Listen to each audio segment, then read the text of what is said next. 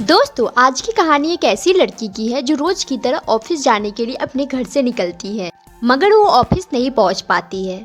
50 दिनों के बाद भी पुलिस को लड़की का कोई सुराग नहीं मिलता, मगर एक दिन जांच के दौरान गाड़ी के अंदर एक बूंद खून बरामद होती है और इस एक बूंद खून से गायब हुए लड़की की सभी सबूत मिल जाते हैं। आखिर कैसे एक बूंद खून से गायब हुई लड़की का खुलासा होता है, जानने तक इस वीडियो के आखिर तक बने रहे। यकीन मानिए, जब आप इस कहानी और कहानी के पीछे का सच जानेंगे तो शॉक्ड रह जाएंगे। कहानी में आगे बढ़ने से पहले जल्दी से क्राइम की कहानी नंबर 1 चैनल को सब्सक्राइब कर लीजिए। तो दोस्तों, एक कहानी मुंबई में रहने वाली लड़की कृति व्यास नाम की लड़की की है।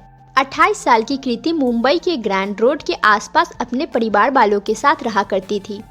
पढ़ाई खत्म करने के बाद कृति ने मुंबई के मशहूर ब्यूटी सैलून में काम करना शुरू कर दिया था। यहाँ कृति फाइनेंस डिपार्टमेंट में काम करती थी। रोज की तरह ऑफिस जाने के लिए 16 मार्च 2018 को भी कृति सुबह के 9 बजे अपने घर से निकलती है और वहाँ पे गाड़ी लेके पहले से इंतजार कर रहे 2 दोस्तों के साथ ऑफिस की ओर निकल जाती है। कृति के घर वाले भी अपने अपने काम में बिजी हो जाते हैं। अभी दिन के लगभग 11:30 बज रहे थे, तभी कृति की माँ घर का वाईफाई का पासवर्ड पूछने के लिए कृति को फोन करती है।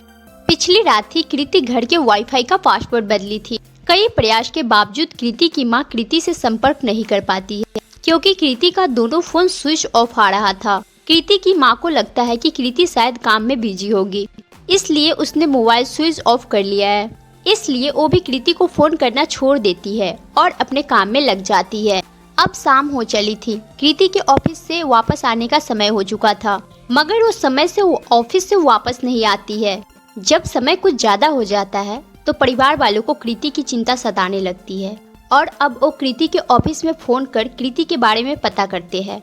यहाँ से उन्हें चौंकाने वाला जवाब मिलता है। ऑफिस वाले बताते हैं कि आज तो कृति काम पर आई ही नहीं है, बल्कि लगातार उसका मोबाइल भी स्विच ऑफ आ रहा है। इस जानकारी के बाद घर वाले बहुत ज़्यादा परेशान हो जाते हैं। अब वो कृति के कुछ करीबी दोस्तों से फ़ोन करके कृति के बारे में जानकारी लेने की कोशिश करने लगते हैं। लगभग सभी दोस्त यही जवाब देते हैं कि कृति से आखिरी बार उनकी पिछली रात ही बात हुई थी। अब घर वाले परेशान होकर आसपास कृति को ढूंढने निकल जाते हैं। काफ़ी कोशिश के बाद भी कृति का कहीं अता पता नहीं चलता है। यहाँ तक कि पूरी रात बीत जाती है, मगर कृति घर वापस नहीं आती है। अगले दिन थक हार के कृति के घर वाले पुलिस स्टेशन जाकर कृति के गुम होने का रिपोर्ट दर्ज करवाते हैं। मामला दर्ज करने के बाद पुलिस वाले कृति के ऑफिस जाकर जांच पड़ताल करते हैं और कृति के बारे में जानकारी इकट्ठा करते हैं। इसके अलावा कृति के दोस्तों से भी पूछताछ की जाती है। इसी पूछताछ में कृति के 2 दोस्त सिद्धेश तमनकर और खुशी सहजवानी पुलिस को बताते हैं कि जिस दिन कृति गायब हुई थी उस दिन कृति इन दोनों के कार में ही घर से ऑफिस के लिए निकली थी, मगर रास्ते में कृति उनसे कहती है कि वो कृति को ग्रैंड रोड स्टेशन पर ही ड्रॉप कर दे, क्योंकि यहाँ पे उसे किसी से मिलना है। यहाँ से वो ट्रेन से ऑफिस चली जाएगी। इन दोनों दोस्तों के बयान की पुष्टि करने के लिए पुलिस कृति के घर के पास लगे सीसीटीवी फुटेज को खंगालना शुरू करती है, तो सीसीटीवी में साफ नजर आता है कि 9 बजे के आसपास 16 मार्च 2018 की सुबह कृति अपने घर से उतरती है और वहाँ वे सिद्धेश और खुशी पहले से कार लिए खड़े थे। इसी कार में कृति बैठती है और कार आगे की तरफ बढ़ जाती है, क्योंकि अंतिम बार कृति को सिद्धेश और खुशी के साथ देखा गया था। इसलिए पुलिस इन दोनों से पूछताछ करती रहती है और इन दोनों को पुलिस इन्वेस्टिगेशन टीम का हिस्सा बनने को कहती है और इन दोनों से कृति से जुड़ी छोटी से छोटी जानकारी और 16 मार्च 2018 को घटी एक एक चीज बताने को कहते हैं।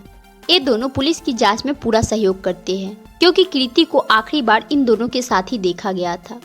इसलिए पुलिस वालों को शक होता है कि शायद इन दोनों ने ही कृति के साथ कुछ गलत किया है। मगर कई दिनों की पुलिस जांच में ये दोनों बेगुनाह पाए जाते हैं। इतना ही नहीं, सिद्धेश और खुशी लगातार पुलिस की सहायता भी करते रहते हैं जांच में। इसके अलावा दोनों फेसबुक और ट्विटर पर खुशी को खोजने के लिए कैंपेन भी चलाते हैं। कुल मिलाकर पुलिस की नज़र में 2 दोषी ही थे और ये दोनों भी बेगुनाह साबित हो चुके थे।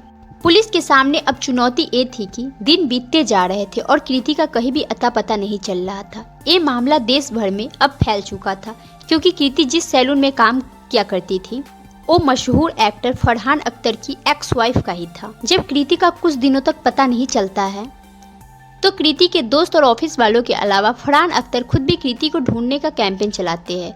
इस केस को सुलझाने में कई दिन तक पुलिस नाकाम रहती है, तो मामला मुंबई क्राइम के हवाले कर दिया जाता है। 5 अप्रैल 2018 को क्राइम ब्रांच कृति व्यास का केस अपने हाथों में ले लेती है और जांच शुरू कर देती है। जांच शुरू करते ही एक बार फिर से आखिरी समय में आसपास दिखे लोगों को जांच के लिए बुलाया जाता है और उन सभी से लंबी पूछताछ शुरू होती है। सीसीटीवी फुटेज के मुताबिक कृति आखिरी बार सिद्धेश और खुशी सेहजवानी के साथ दिखी थी, इसलिए क्राइम ब्रांच की टीम भी इन दोनों से पूछताछ करती है। इनके सामने भी ये दोनों बोलते हैं कि सुबह 9 बजे के आसपास इन दोनों ने अपने कार में ही लिफ्ट दी थी और वे उन्हें लेके ऑफिस की तरफ बढ़ रहे थे, मगर कृति ग्रांड रोड स्टेशन के करीब कार से उतर गई थी। इस दावे की पुष्टि के लिए कृति के घर के पास लगे सीसीटीवी की जांच तो पहले ही हो चुकी थी, मगर जैसे ही इन दोनों ने कहा था कि उन्होंने कृति को ग्रांड रोड स्टेशन के करीब ड्रॉप किया था, वहां की सीसीटीवी फुटेज की जांच पहले नहीं हुई थी। इसलिए क्राइम ब्रांच की टीम तत्काल ही स्टेशन के आसपास लगे सीसीटीवी फुटेज को खंगालना शुरू करती है। इसके अलावा सिद्धेश और खुशी के कार में भी सीसीटीवी लगा हुआ था, उसके भी फुटेज की जांच शुरू होती है। यहाँ कुछ चौंका देने वाला खुलासा होता है। ना सिद्धेश, ना खुशी, ना कृति कोई भी ग्रांड स्टेशन के फुटेज में कैद होता ही नहीं और ना ही सिद्धेश के कार में लगे सीसीटीवी से 16 मार्च 2018 को स्टेशन की तरफ जाने की पुष्टि होती है। जब इस बारे में सिद्धेश और खुशी से पूछताछ की जाती है कि तुम दोनों ने तो बताए थे कि तुमने कृति को ग्रांड स्टेशन पर ड्रॉप किया था और सीसीटीवी के मुताबिक तो तुम लोग वहां गए ही नहीं थे। इस पर सिद्धेश और खुशी कहते हैं कि दरअसल पहले कृति ने उनसे कहा था कि मुझे स्टेशन तक छोड़ दो, मगर रास्ते में कृति ने नवजीवन सोसाइटी के पास से उतरने के लिए कह दिया। इस कारण वो ग्रांड रोड स्टेशन तक नहीं पहुंच पाए।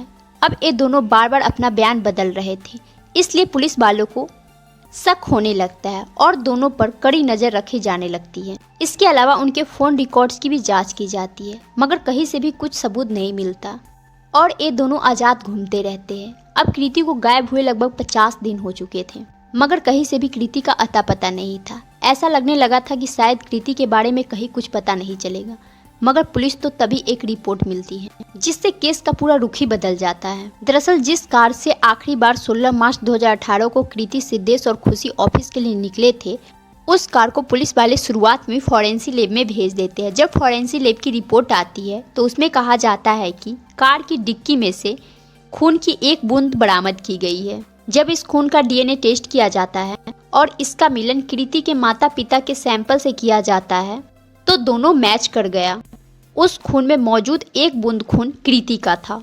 कार में कृति की एक बूंद खून की मौजूदगी अब बहुत कुछ इशारा कर रही थी। इस खुलासे के बाद पुलिस वाले एक बार फिर से सिद्धेश और खुशी को अपनी हिरासत में ले लेते हैं और अब इन दोनों से सख्ती से पूछताछ का सिलसिला जारी होता है। दोनों लंबे समय तक यही रट लगाए रहते हैं कि उन्होंने रास्ते में कृति को उतार दिया था।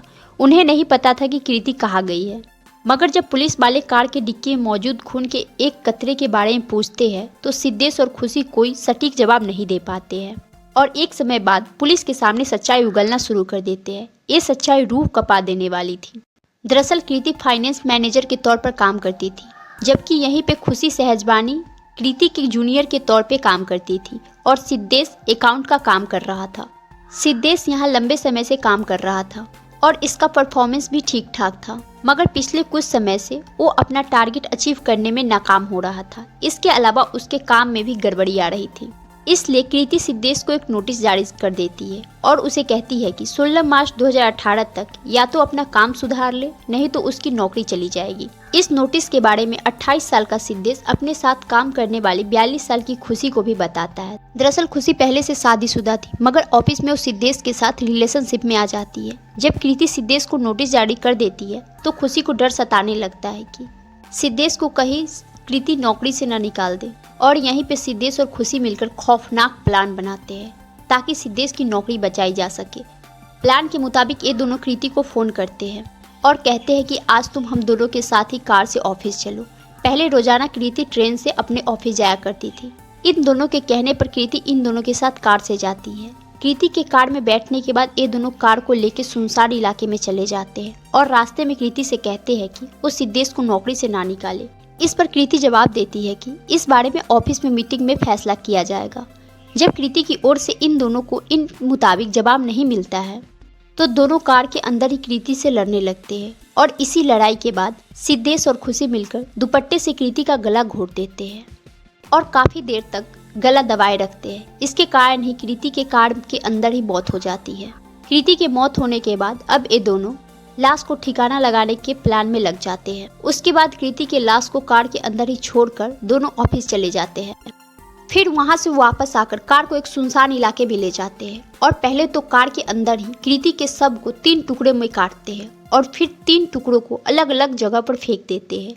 और फिर ये दोनों लाश को ठिकाने लगाने के बाद पास के ही एक कार वॉशिंग सेंटर पर जाते हैं और अपनी कार के अच्छे से अंदर बाहर सफाई करवाते हैं। यहाँ से ये दोनों कृति के घर जाते हैं और उसके परिवार वालों के साथ मिलकर कृति को खोजने का नाटक करने लगते हैं। किसी को शक न हो इसलिए सिद्धेश और खुशी ऑनलाइन कृति को ढूंढने के कैंपेन भी चलाते हैं और खुद ही चलकर पुलिस तक भी जाते हैं ताकि पुलिस को इन पर किसी तरह का कोई शक न हो। कार की धुलाई करने के बाद इन दोनों को लगता है कि अब एक कभी नहीं पकड़े जाएंगे, मगर किस्मत से कार धोने वाला कार की डिक्की के अच्छे से सफाई करने में नाकाम रह जाता है और कृति की खून की एक बूंद कार की डिक्की में रह जाती है और इसी एक बूंद से पूरे मामले का खुलासा हो जाता है। इस पूरे खुलासे के बाद सिद्धेश और खुशी पर किडनैपिंग, पुलिस को गुमराह करने, सबूत मिटाने, हत्या करने जैसे गंभीर धाराओं के तहत मामला दर्ज किया जाता है और गिरफ्तार करके जेल भेज दिया जाता है। फिलहाल इस केस की स्थिति के बारे में बात करें तो बेल पर खुशी सहजबानी बाहर आ चुकी है, जबकि सिद्धेश अभी भी जेल में है। वही पुलिस आज तक कृति के लाश के टुकड़े को बरामद नहीं कर पाई है।